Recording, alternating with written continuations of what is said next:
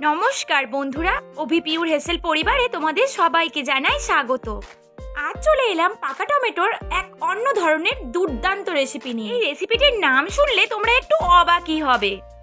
বাজারে তো fruit jam কিনতে পাওয়া যায়, কিন্তু আমি আজ যে জ্যাম বানাবো সেই জ্যাম কিন্তু দোকানে তোমরা কিনতে পাবে না। কিন্তু এই জ্যাম একেবারে হেলদি আর স্বাদও হয় অসাধারণ। আর এখন তো বাজারে প্রচুর কম দামে পাকা টমেটো বিক্রি হচ্ছে, তাই বাজার থেকে পাকা টমেটো কিনে আনলাম জ্যাম বানাবো বলে।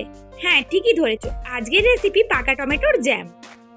সেই টমেটো থেকে কিছু টমেটো নিয়ে আমি hot and sweet tomato chilli sauce বানিয়েছিলাম, সেই ভিডিও দেওয়া আছে। ভিডিওর লিংক আমি ডেসক্রিপশনে দিয়ে দেবো, তোমরা যদি না দেখে থাকো তাহলে প্লিজ দেখে নিও। আর বাকি ছিল 8টা টমেটো, সেই টমেটো দিয়ে আমি বানাবো টমেটোর জ্যাম। সবার প্রথমে টমেটোগুলো খুব ভালো করে ধুয়ে নিয়ে একটা কড়াইয়ের মধ্যে দিয়ে দিলাম। এবার এর মধ্যে দিয়ে দিলাম জল। যে পরিমাণ জল দিলে টমেটোগুলো পুরোপুরি ডুবে যায়, ঠিক সেই পরিমাণে জলই আমি দিয়ে দিলাম।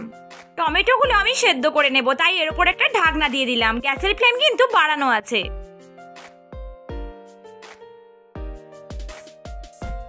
2-3 মিনিট পর আমি ঢাকনাটা খুলে নিলাম। এরপর টমেটোগুলোকে একটু উল্টে দিলাম, যাতে ওপর নিচ খুব ভালোভাবে সেদ্ধ হয়ে যায়। আরও একবার এর ওপর ঢাকনা দিয়ে দিলাম। আবারও 2-3 মিনিট পর ঢাকনাটা খুলে নিলাম। টমেটোগুলো খুব ভালোভাবে সেদ্ধ হয়ে গেছে। দেখো, টমেটোর ছালগুলো নিজে থেকেই কিন্তু ছেড়ে গেছে। এই সময় জল থেকে টমেটোগুলো আমি তুলে রাখলাম। একটা পাত্রের মধ্যে তুলে নেওয়ার পর এগুলো কিছুক্ষণ রেখে দেবো ঠান্ডা হওয়ার জন্য। আর ঠান্ডা হয়ে গেলে টমেটোর ছালগুলো এইভাবে তুলে ফেলে দেবো। টমেটোর ছালগুলো ছাড়িয়ে নেওয়ার পর একটা মিক্সিং জারে টমেটোগুলো দিয়ে দিলাম।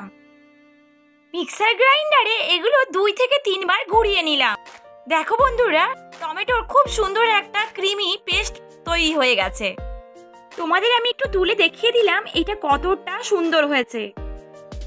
এই পুরো রেসিপিটা কিন্তু পাকা টমেটোতেই ভালো হয়, তাই বাজার থেকে পাকা দেখে লাল লাল টমেটো নিয়ে এসে এই রেসিপিটা অবশ্যই বানিও।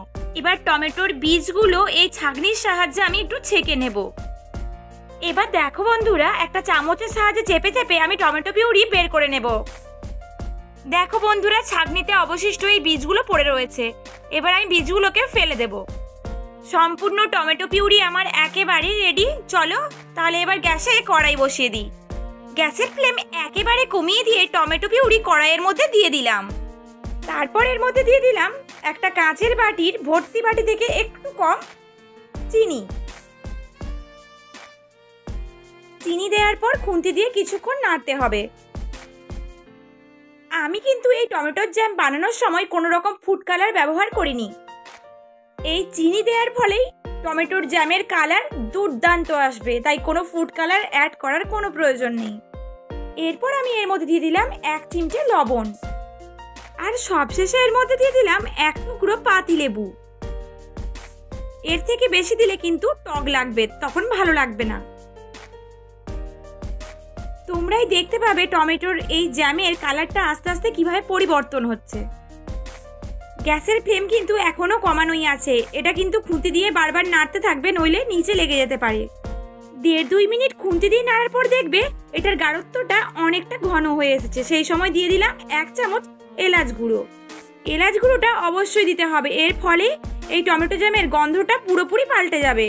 হঠাৎ করে কেউ খেয়ে কোনোভাবেই বুঝতে পারবে না এটা টমেটোর জ্যাম। এই রেসিপিটা আমার প্রায় কমপ্লিট। দেখো, তোমাদের একটু খুন্তি দিয়ে তুলে দেখিয়ে দিচ্ছি এটার ঘনত্বটা ঠিক কতটা হয়েছে।